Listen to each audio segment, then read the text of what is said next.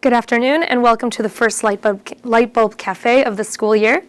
Penn Arts and Sciences has rebranded its Lightbulb Café series into a virtual book club to give audiences near and far a chance to hear from our wonderful faculty authors about their work and what inspired them, and generally to ask questions. For this special Homecoming Week edition, we've partnered with the Penn Global Discovery Series, which invites alums to explore the world virtually. I'm Julie Alexeeva, an assistant professor in English and a core faculty member in the Cinema and Media Studies, the new Cinema and Media Studies department. I'm really excited to be moderating this discussion with critically acclaimed author Kristen Ghodsee. Kristen is a professor and chair of the Department of Russian and East European Studies. Her research interests include the lived experience of socialism and post-socialism, the gendered effects of the economic transition from communism to capitalism, and the ethnographic study of post-communist nostalgia in Central and Eastern Europe. Kristen has written or co-written 12 books, including Red Valkyries, Feminist Lessons from 5 Revolutionary Women, Red Hangover, Legacies of 20th Century Communism, and the best-selling Why Women Have Better Sex Under Socialism, and Other Arguments for Economic Independence, which has been translated into 15 languages. And that's my personal favorite of your other books, too. Today we'll be discussing her new book, Everyday Utopia, What 2,000 Years of Wild Experiments Can Teach Us About the Good Life. The book is a survey of 2 millennia of utopian approaches in different cultural contexts and across many diverse historical epochs. It takes us on a trip around the world to explore places that reimagine how we might live our daily lives, from Danish co-housing communities to matriarchal Colombian eco-villages to Chinese microdistricts. And following our discussion, we should have plenty of time for questions. So if you have any questions for Kristen, please text Lightbulb to 22333. So 22333. And I'll pass it off to Kristen. All right, so I'm going to get started with just a little bit of a reading from the introduction, the end of the introduction to the book. This comes from a section in the book called Why Martin Luther King Jr. Loved Star Trek. Although I am too young to have seen the original series while it was airing, another science fiction show has the distinction of being the longest lasting and most influential utopian vision that ever entered popular culture. When Star Trek began broadcasting in 1966, its creator, Gene Roddenberry, crafted a positive view of the future where humanity had overcome all of its conflicts and lived in a sort of galactic Pax Romana within something called the United Federation of Planets, an interstellar union of different worlds and species with shared principles of universal liberty, rights, and equality. In a 2011 interview, the late actress Nichelle Nichols, who played the African communications officer, Uhura, on the original Star Trek Enterprise, recounted a story of her first meeting with the Reverend Martin Luther King, Jr. at a banquet. King told Nichols that he was a huge fan of the show and that it was the only thing that he and his wife allowed their children to stay up late to watch. At the time, Nichols intended to leave the show to pursue a career in the theater, but King insisted that she had to stay. Nichols recalled, "He said I had the first non-stereotypical role. I had a role with honor, dignity, and intelligence. He said, 'You simply cannot abdicate. This is an important role. This is why we are marching. We never thought we'd see this on TV.'" For the first generation of Black Trekkies, Nichols' portrayal of an officer on the bridge of the interracial Starship Enterprise helped them envision the possibility of equality. "When I was a little girl," explained the actress Whoopi Goldberg in 2014, "it was like, oh, we, Black people, are in the future. Uhura did that for me." "Imagination is more important than knowledge," said Albert Einstein in 1931. "For knowledge is limited, whereas imagination embraces the entire world, stimulating progress, giving birth to evolution." We stand on the cusp of a new age, with many of us striving towards a more positive vision of the future, like the one Roddenberry once provided, where human beings find a way to build a better world for subsequent generations of humanity. Our old ideas about patrilineality and patrilocality are no longer fit for that purpose. We need new ideas, new dreams, and the courage to imagine alternative futures. Now is the moment to think different. If we can imagine them first in a galaxy far, far away, it's only a matter of time before we boldly go and begin figuring out how to translate these inspired visions into our own everyday utopias. Great. I love how that passage brings it into the realm of the everyday that most people already knew a little bit about, or at least some of us. So I'd love to ask you a few questions about the book. And the first is, how did you get the idea to write something like this, especially after your previous books, which dealt more with the role of women, specifically in post-communist societies versus communist societies, and strong women throughout history. What about this moment made you think about creating a book like this? Yeah, so I think that, this was very much a project that grew out of my previous books, in the sense that I have always been really interested in women's rights and the ways in which women's lives and the material conditions of family life, more broadly speaking, are impacted by the social, political, and economic systems within which we live. And my previous work was really focused on what I would think of as sort of top-down kinds of experiments. So more classically sort of socialist or communist societies, where laws are made, administrative decrees are made, and then they're supposed to kind of trickle down and change the nature of everyday life. This was a project that wanted to reverse that and look at the bottom and say, what is it about what people do in their everyday lives? What have people historically done when states are irresponsive, or states are oppressive, or states are just somewhat nefariously promoting an ideology or a way of living that alienates and oppresses a lot of people in that society? Do people just give up? No, they don't. They fight back, sometimes directly, and sometimes they fight back by running away or by creating their own little communities outside of the framework. And so a lot of people talk about this concept of prefigurative politics, which is when people decide to live in a certain way, they organize their lives in a way as if the world they want to see built already exists. And so this was an attempt for me to kind of reverse the angle. I was very much, as a scholar, because of the nature of my work, focused on what governments do and how that changes things. And here, I really wanted to look at what ordinary people do and how sometimes ordinary people on the ground make changes and decisions about the way they're living their own lives and organizing their families and social relations that end up kind of trickling up and changing society in a bigger way.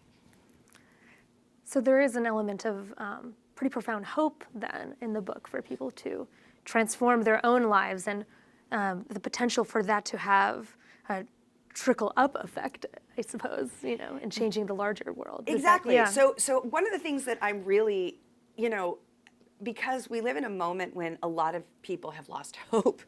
I mean, we both teach at a university, and we work with young people. And I think there are a lot of people in the world today that are suffering for all sorts of different reasons. But we know from all of the sociological data and epidemiological data that we have that people are struggling with despair and anxiety and, what the Germans called Weltschmerz, like world pain, right? Just that the world that we're living in is a difficult place within which to exist right now.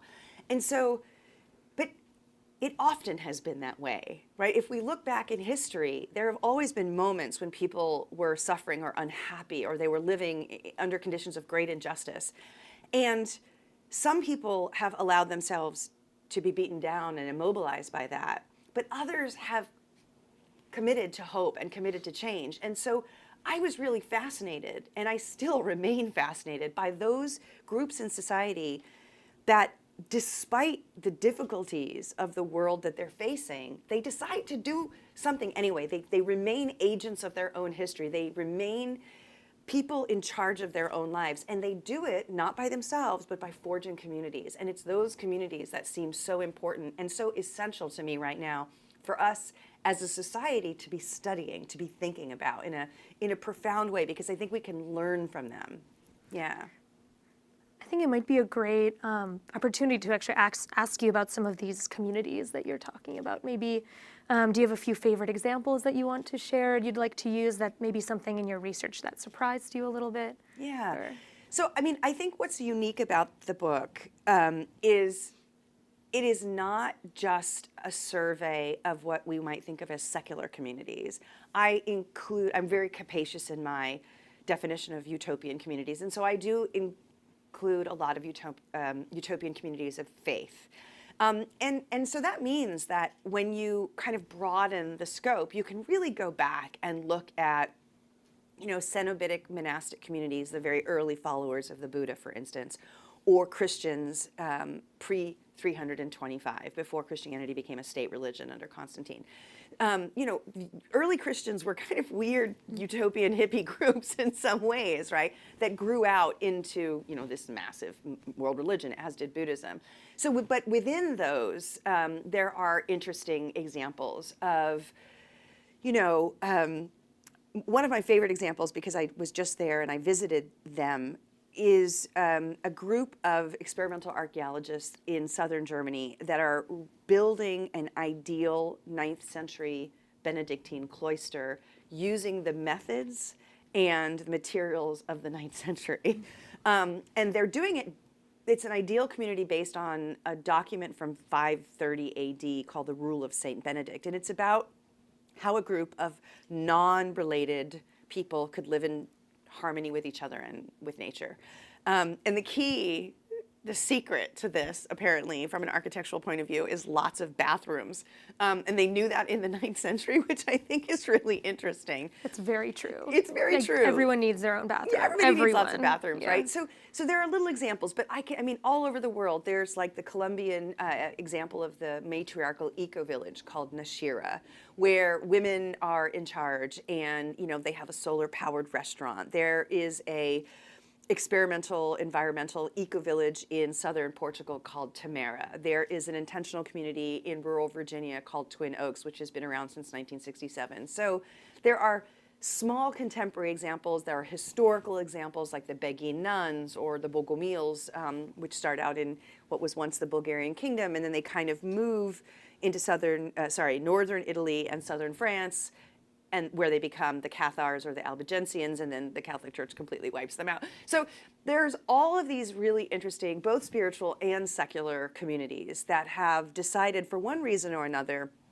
to live together in community, to raise children more cooperatively, to share more generously with each other, and basically to prioritize connection and community over, things like wealth accumulation and economic growth. And I think that there's an interesting way in which when you survey history and you look at different historical epochs and you look at different cross-cultural circumstances, the same basic set of ideas keeps reappearing over and over and over again, which I think is fascinating given how much of those particular ideas are incongruous with the way that we, particularly in the global north, organize our domestic lives today.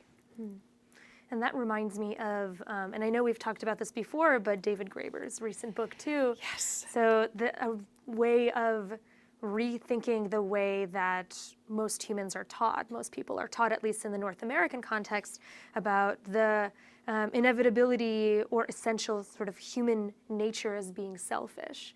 Right. But what both you and David Graeber sort of provide is this, not just sort of, but actually provide, is an argument against that, right? That actually these cooperative practices and living experiments have been around for a very long time and across different regions around the world.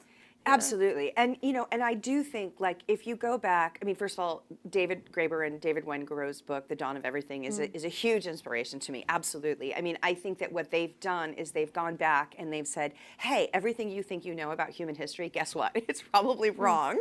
And you've been told a certain story about the way we live, about the way we organize our families, about the way we treat each other, about the way we own property. That is very useful for justifying contemporary political arrangements, but it turns out from an archaeological and an anthropological record is just wrong. And what they do is to say nothing about the way we live is natural. And so in that book, they don't really deal with the private sphere as much. They're really interested much more in sort of political organizing. They're talking about the nation state and inequality, I think, is the big target. I talk about inequality, but I'm really focused on the way that we organize our private lives, our domestic lives.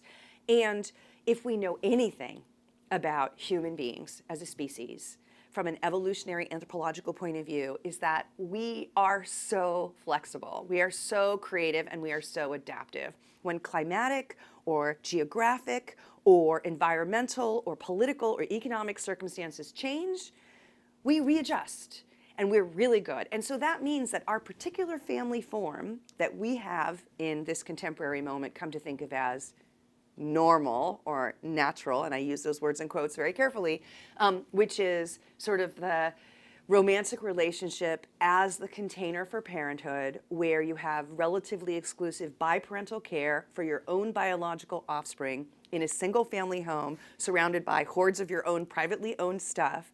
That is a relatively recent model. It is evolutionarily out of step with the way we evolved as cooperative breeders. And the argument in the book is that it's making us really unhappy and miserable. And so obviously, so many of us, I mean, the statistics on loneliness and social isolation in this country are abysmal. And that's true of the UK. It's less true of other industrialized countries, but particularly in the United States, Canada, and the UK, those numbers are epidemic levels. Even the Surgeon General is worried about this. So if that's the case, let's look at the way we're living. Let's look at the things that we're doing and try to address those problems using the tools that we have through history and evolutionary anthropology that reveal that we are creative, flexible, and adaptive creatures, and we could just as easily rearrange our lives to be more connected and less isolated if we so choose. And it turns out that also helps us deal with inequality. So in the sense that this book overlaps with Graeber and Wengrow's work, it's that real focus on the perpetuation of inequality and the ways in which our contemporary family forms really exist to facilitate the intergenerational transfer of wealth and privilege, largely historically from fathers to their legitimate sons, but now just within the nuclear family. Yeah, and I love how the book fundamentally also seems to be about a way that humans can be happier and just be more in community with others. You talked about the epidemic of loneliness. I certainly see this with my students, with my friends, and I can't imagine infinitely more people that are experiencing this. Everyone, to an extent, living in this society in which we live. I found this quote from the feminist Ellen Willis from 1979, and I found this quote from an article in the New York magazine or newspaper Village Voice.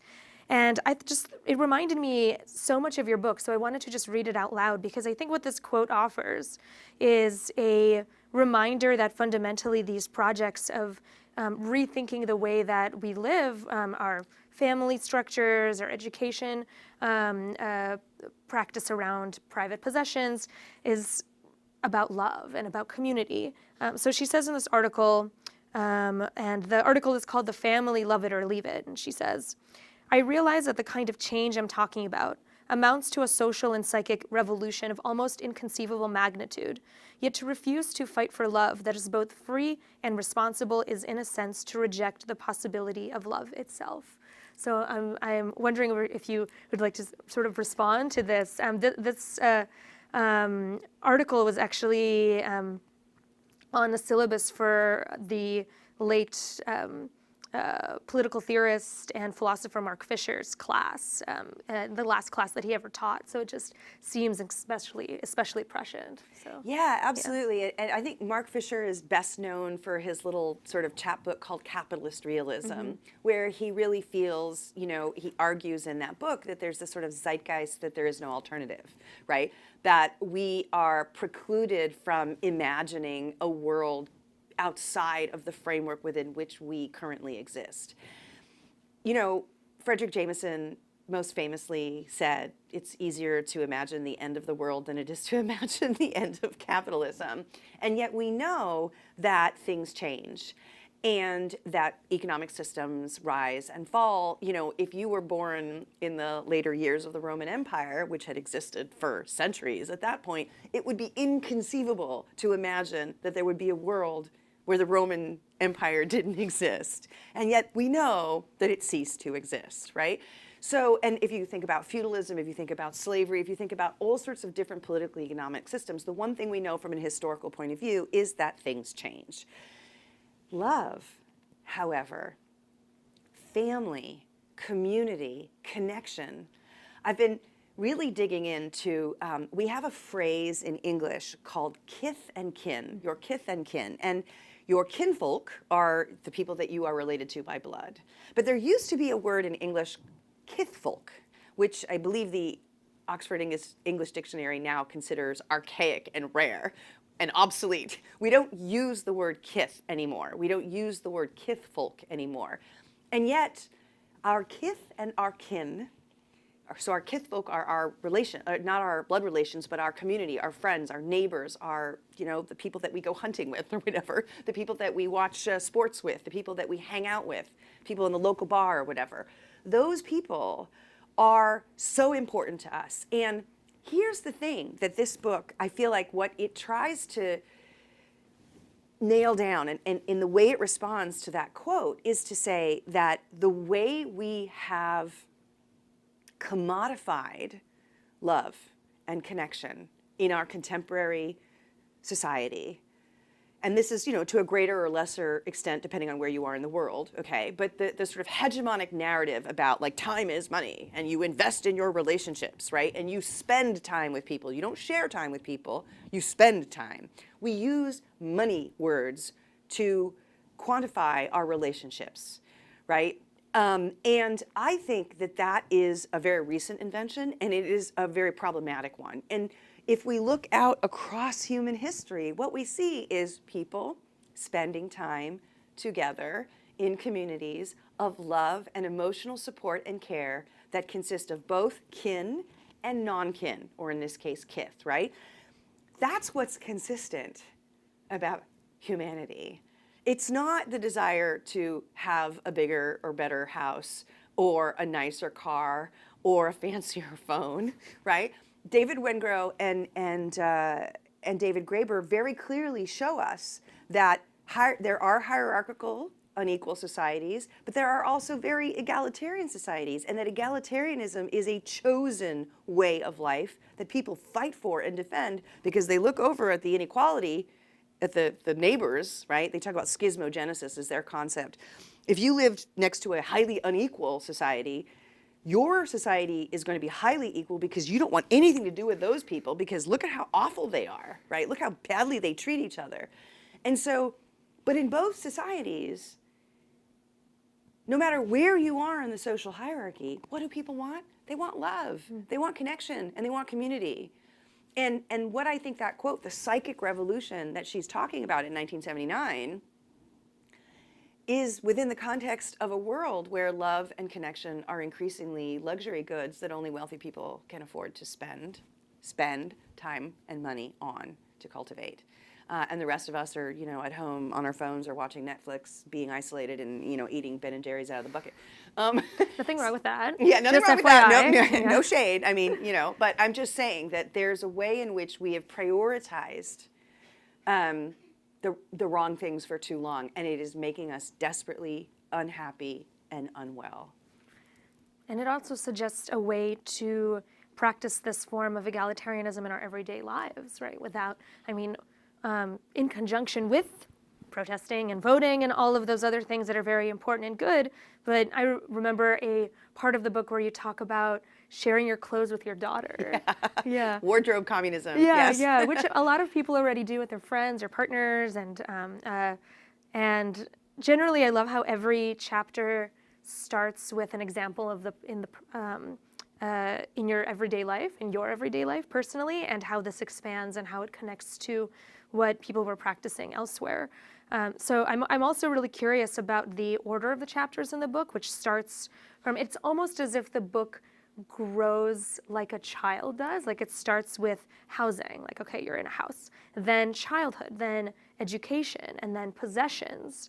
You start accumulating things. Then you maybe get married. The next chapter is nuclear family and marriage. And then what do those families do? They have babies, you know, so there's this sort of cyclical aspect. I'm curious whether it seems intentional. So I just wanted to bring it to the fore. Yeah. I mean, and it definitely, so I think as I was conceiving of the book, I was thinking about the model, right? What I described earlier as sort of the romantic relationship as the container for parenthood in the single family home with all of your stuff.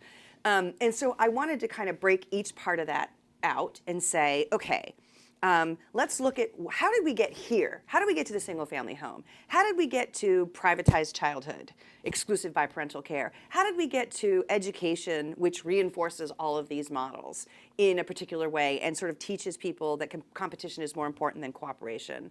That like individuality and individual excellence and exceptionality is more important than like some kind of community effort. How do we get to a world in which like we all have our own lawnmowers and snow blowers and, you know, whatever various appliances, when those are the kinds of things that we could so easily share with our neighbors, right? Why does everyone need a drill? Right, yeah, exactly. Right. Why don't we have tool libraries? Why don't we have toilet? I mean, so how do we get to the? I mean, it's a real genuine question, right? Why do we have the amount of stuff that we have? Why do we need the amount of stuff that we have? And then finally, and the most difficult one, which is 2 chapters, is how did we get to the family form that we have?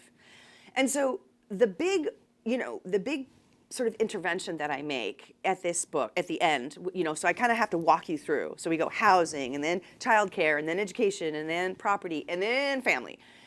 And the idea is ultimately that we can separate our mating practices, you know, our attachments that are romantic or even platonic, but our mating practices from our child rearing practices.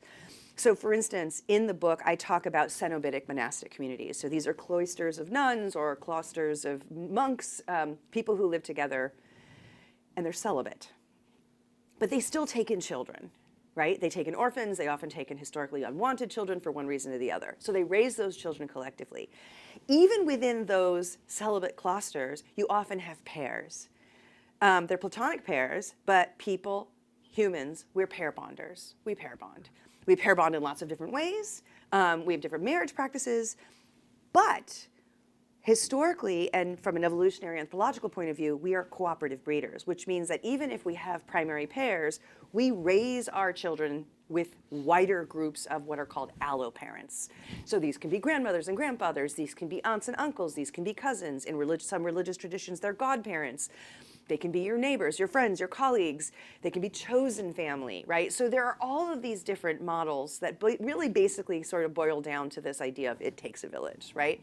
And when I was writing this book, because it's a popular book, and I know you are also somebody who sort of like gets out of the ivory tower occasionally to speak to more general audiences, it was really important for me to take these sometimes complicated ideas and root them in personal experience, right? To tell a story about myself as a mom, as a partner, as a colleague, as a friend, as a mentor to young people.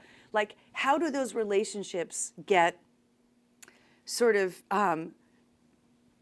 intertwined and interwoven through the social, political, and economic world in which I live? And I know you've done that too, right? You want to say a little bit about that challenge, right, of bringing yourself into your scholarly work? Right. It is a little difficult, but very, very important, I think, because I think as a scholar, I always try to imbue the things that I'm interested in researching with my own personal experience, and then try to bring my scholarship to the world at large rather than just keep it in the ivory tower. So I have a graphic novel called Soviet Daughter that I published before coming to Penn, and I've been publishing kind of shorter graphic narrative pieces that often have to do with my research. And I'm wondering whether this is a good point to bring in a project that we've sort of started thinking about doing, hopefully when things calm down a little bit with our work lives. But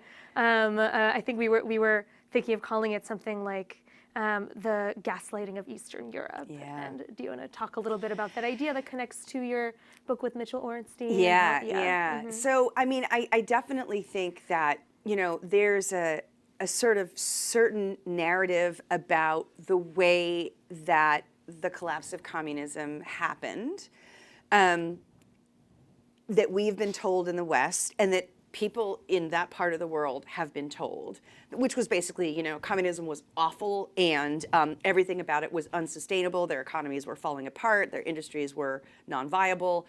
And everything that happened after 1989 in Eastern Europe and after 1991 in the Soviet Union was just peachy keen, right? Everything was great. Democracy came, and people got to eat McDonald's, and they got Levi's, and they got good Western whiskey and perfume, and so life was much better.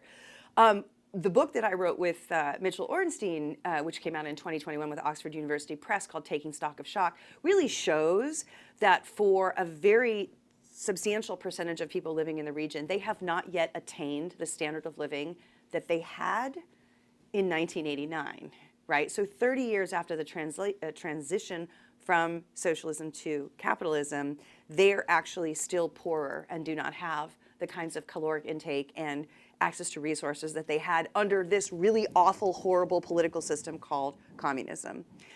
The worst part of, so that book is written, yeah? And that is all based on data. Mitchell Orenstein is a political scientist, and we crunch the numbers. It all comes from the World Bank. It all comes from the European Bank for Reconstruction and Development. That data is all online. Nobody has criticized the data. But the project that I think that we need to do is to talk about the ways in which East Europeans who were suffering through those difficult decades, the deepest and a recession that was deeper and longer than the American Great Depression in the 1930s, were told that everything was fine, that everything was going just great. That's like really adding insult to injury, right? It's really saying, oh my God, so the world is falling. There's literally a recession, a depression going on, a catastrophic depression.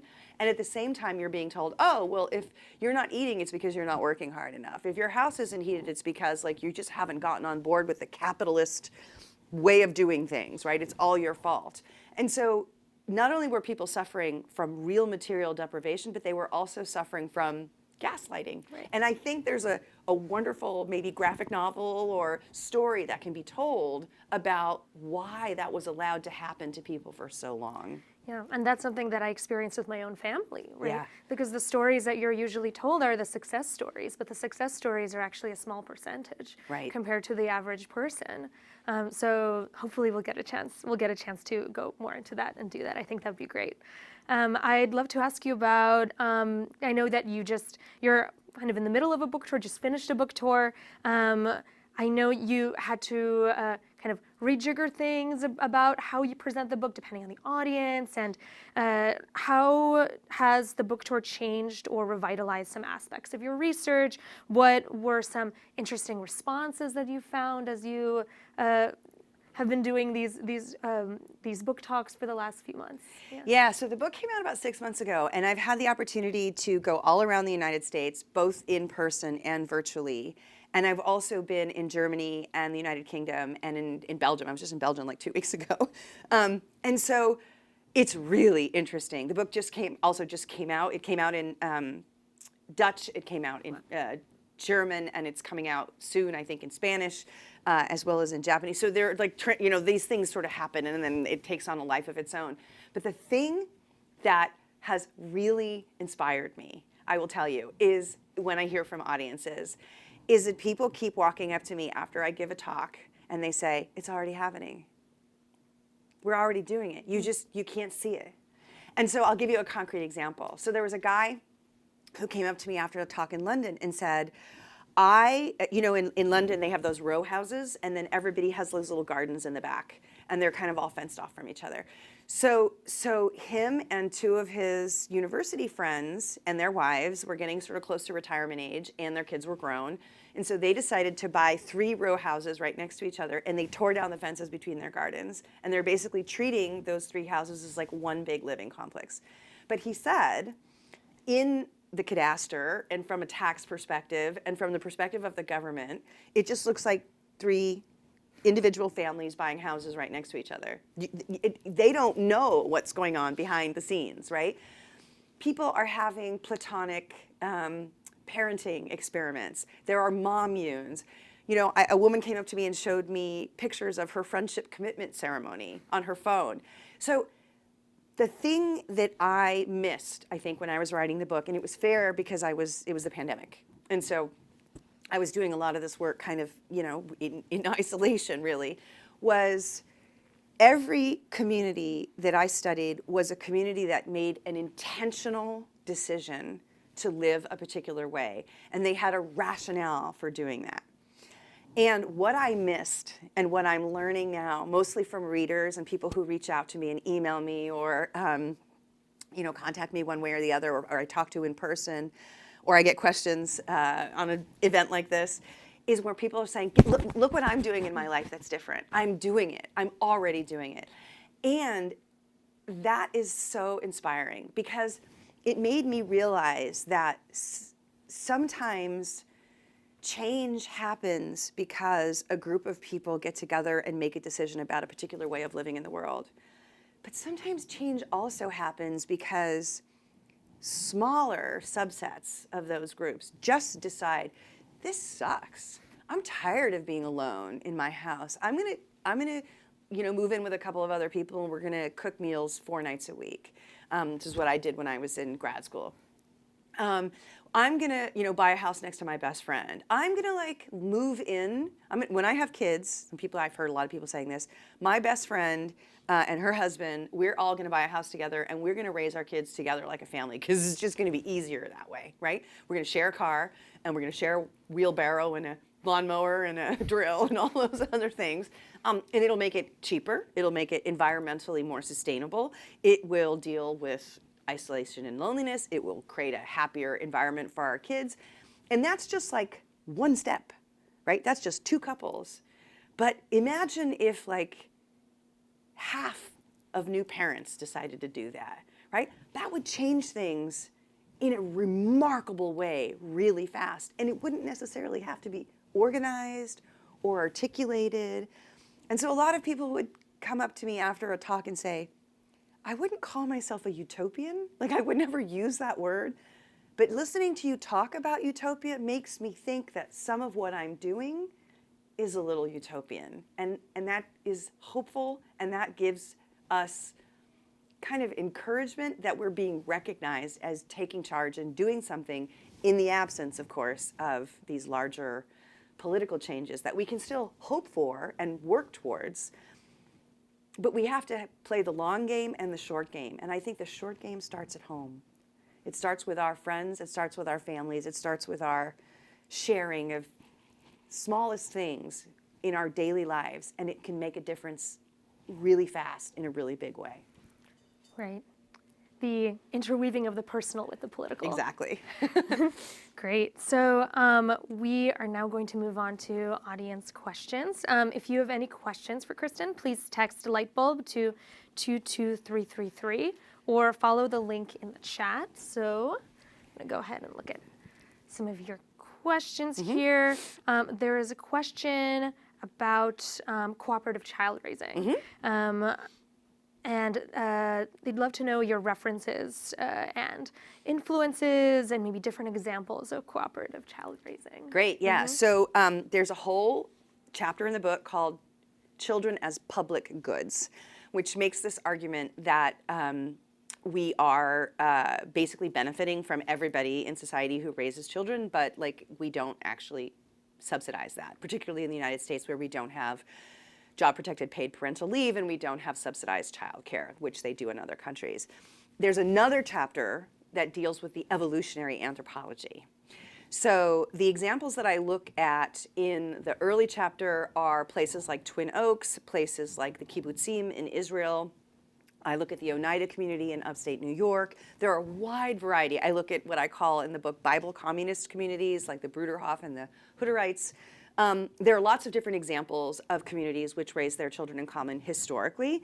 And then from an evolutionary anthropological point of view, I really look at the work of people like Sarah Hrdy and Leslie L. Kramer, who talk about our evolutionary history of cooperative breeding and why cooperative breeding is actually uniquely the result of the way that as primates we have our children much earlier, like premature and closer together than other primates. And also, so that's the why we were cooperative breeders, and then the result of why we're cooperative breeders has to do, I mean, Hrdy makes the argument that like human cognition, language, religion, nation states, all of that actually emerges from the fact that we had to cooperate in order to raise our children because they're born very close together and we have lots of them and we can't possibly provision them biparentally, so we literally need a village. It takes a village to raise them. So there are lots of different examples in the book specifically dealing with how and why historically and anthropologically we have children, and then examples of communities today who are doing it in this more cooperative way. And this is also a related question, which connects to something you've just said a few minutes ago, but this person is thinking about how one can make mini utopias throughout our days, like a workplace utopia or a rec league utopia. And then when I read this, I immediately think about kind of the first decade of the Soviet Union and these work gatherings where after work you would have a space to, and I talk about this in my book a little bit too, spaces to gather to put on plays and listen to poetry and to read books and to play chess, and so that is what immediately came to mind with regard to these rec league utopias. So I'm curious what your thoughts on about mini utopias. Yeah, I mean, I think in the United States, every time I walk by one of those little free public library books, little free libraries they're called, I think, you know, those little boxes where you get free books and you leave a book, take a book, like that's enacting a little utopia, right? Like I'm just gonna like free cycle books through my neighborhood.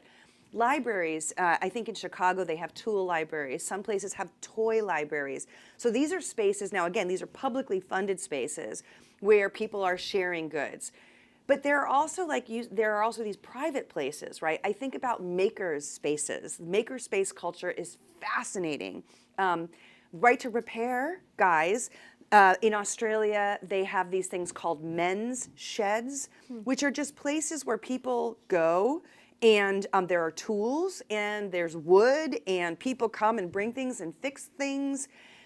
And maker spaces, a lot of people just take old electronics and there's just a room where you can go and you just like tinker with electronics and people build stuff or take stuff apart and people teach each other like laterally about how circuit boards work and how you could rejigger circuit boards. There's so many interesting examples of ways that we can pull utopia into our daily lives. And so yeah, in our workplaces, I mean, obviously there's a lot of room for utopia. But I think a lot of this has to do with like prioritizing community and connection over like, you know, the bottom line, always thinking about the bottom line. And plenty of people are talking about, you know, what they call sort of cooperative capitalism as opposed to sort of cutthroat capitalism. I'm not interested in those models, but I think that there's place within those models to really kind of reimagine the way that we inhabit our work spaces and our leisure spaces that are more collective and more connected.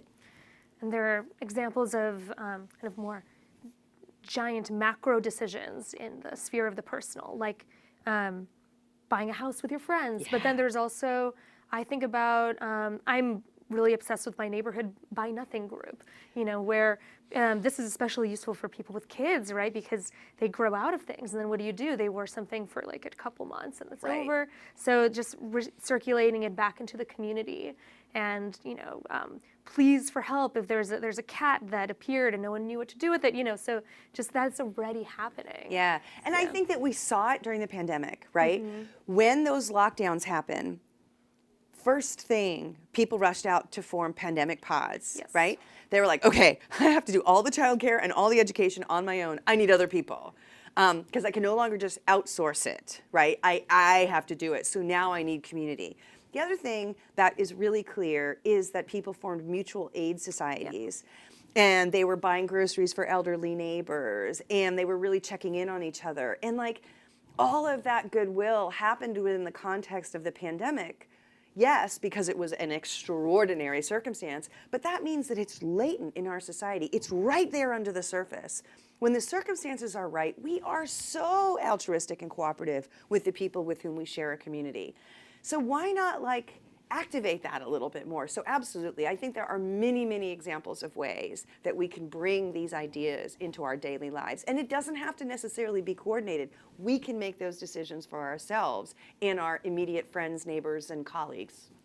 And the pandemic was also the background of your writing this book. Yeah. Did that change? This is my own question, so I apologize. But did it change the way that you conducted your research, and surely the fact that so much of daily life has transformed in an enormous way changed or influenced the way that you wrote it? Yeah, I mean, I just think that the pandemic for me was this incredible thought experiment, social experiment, right? In how we are really quite cooperative when it matters, right? Rebecca Solnit has a beautiful book called A Paradise Built in Hell, where she talks about the way that people respond after natural disasters. So it did change the way I was writing because A, I wanted to write for a broader audience. B, as an ethnographer, I couldn't go out and live in the communities that I was studying. So I had to be very creative about the ways in which I was contacting people. And C, I also think that because I wasn't doing anything else in my life, really, some people were making sourdough, some people were brewing kombucha or whatever. I was really researching utopian communities. I went down a rabbit hole. I was like mainlining books about every single weird little community that I could find historically, and really trying to be capacious globally about these communities, because I also talk about like Tanzania and Nyerere and African socialism. I talk about intentional communities in Japan, and so there's a way in which I was I got out of my East European lane in a way that I might not have done had the pandemic not prevented me from going to Eastern Europe, which is what I should have been doing for that year. I was supposed to be on leave, and everything got locked down, so I had to do something else with my time. Yeah. Right, yeah. So you kind of were able to adapt and think globally in a way that... Right. Yeah. Wow, that's great. So the question says, you've written many books. What did you enjoy or not enjoy through the experience of writing it? Of this one? Of this one. Oh, so what did I enjoy? So this is my 12th book. And I enjoyed doing something different. That was, it was really nice to kind of, like I said, to get out of my lane a little bit. Almost every single one of my earlier books was sort of focused on a particular sort of historical moment and a particular historical problem. And this book was much more wide-ranging. So that being said, what I didn't enjoy was having to learn to write for a general audience, and having my vocabulary constrained, and having to sort of fight for my endnotes. And like really, as a scholar, it is not always easy to translate the kinds of things that I want to talk about to people who don't read academic writing. So it was a great learning experience. I think I'm a much better person for having done it, but it was hard. And sometimes, it was, like, for instance, in anthropology we use this word consanguineous or non-consanguineous, which just means blood-related. But those are words that you can't use. And so there was a constant kind of policing of language that I found interesting, and sometimes challenging, because you're trained in a particular way with a particular set of vocabulary, and then you really have to struggle to say, okay, I'm not going to talk that way. I'm just going to talk as if I was explaining this to my mom or my daughter, right? My mom probably more. My daughter would have gotten it, but my mom, yeah. And that is a challenge. So. It is. I've definitely experienced this too with my own work, where I start off with a script with graphic narratives, similar to a screenplay for a movie, you have a script, or at least I do. And I would send it to an editor, start making imagery, and then almost always the comments are, cut it in half. It's too long, it's too long. Simpler, simpler, simpler, and each time I think, no, it's very, very painful when you're, the academic system sort of trains you to be as verbose as possible. Yeah.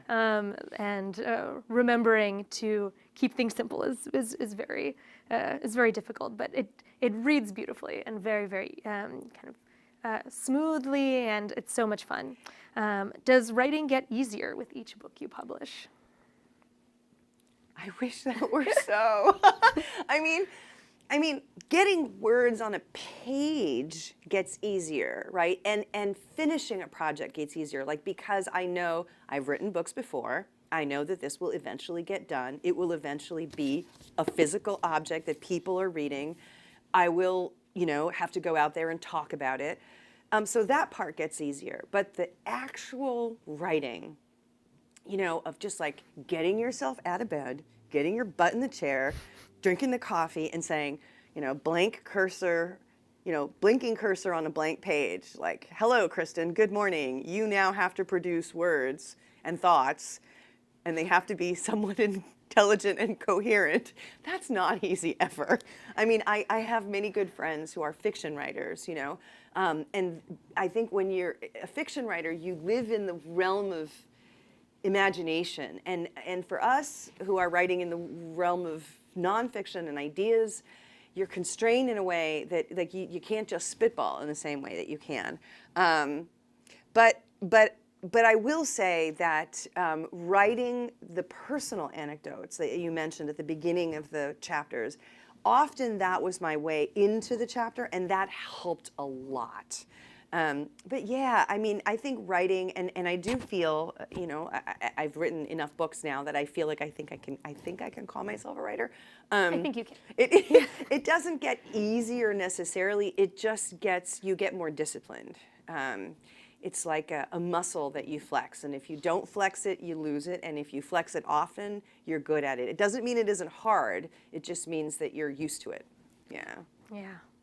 I love this question. So what is bringing you joy right now to create your own utopia? Oh, this is sort of embarrassing in a way, right? I mean, I read a lot of science fiction and I watch a lot of science fiction. I've just read a couple of really good books in the genre of what's called cli-fi, climate fiction. And a lot of cli-fi is very depressing, but there's a new kind of more utopian cli-fi. And I really love being challenged to imagine weird ways in which the world can be different that I never thought of before. So part of that is giving me joy, just the way of enjoying other people's imagination of a positive future. It means I'm also watching a lot of Star Trek, because that's a place where I get a lot of hope. But outside of the realm of popular culture, what is also bringing me joy is seeing the way, and this is a really concrete example. My daughter is a Swiftie. Oh boy. Yeah, and she's a serious Swiftie. And I went to New York the day that I literally flew back from Belgium and met her, and she dragged me to the Taylor Swift movie for 3 hours, where I thought, I'm going to die. I don't know how I'm going to stay awake for this. But it was really important to her. She really wanted me to see it, and so I went. And I don't know if you know anything about this. I know nothing about this. So the thing I'm about this sorry. is it was exclusively released to AMC, and the way that people watched it was as if it was a live concert. So people were standing up and dancing and singing in the seats in the theater. This was in New York. It was so joyous. People were so happy, and it was just a film, right? But there was a connectivity and a sense of community, and I think the Swifties are a very tight community. And it doesn't matter that it's being mediated by this now billionaire pop star. People are making that community. They're trading their friendship bracelets. They're singing the lyrics to the song. They're holding hands. They're turning their phone lights on to sway. And I was in that room, and okay, I was really tired and I was really jet lagged, but I was so moved at the way that, and it was mostly young women, not all. There were other moms, you know. Occasionally there's a dad in the audience. I saw a guy with a T-shirt that said, "It's me, hi, I'm the father, it's me," which I thought was so funny. It's a reference to a song, but the community, like that connection in the real world felt, you know, so important. And yeah, okay, it was like a $20 ticket. It was $19.89 was the cost of the ticket.